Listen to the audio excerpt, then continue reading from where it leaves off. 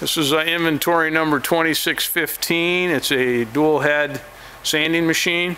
We're going to go ahead and show that the table raises and lowers, that the in-feed belt drives, which is also adjustable speed. And then we're going to fire up head 1 and then fire up head 2. Go ahead, Junior. Okay, this is the table movement. It's slow, but the table moves up and down. Now it's going up. Alright, let's show the belt feed.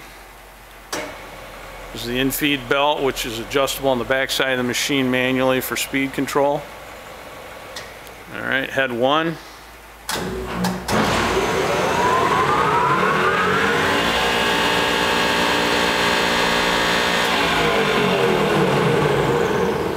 Okay, and this is head 2.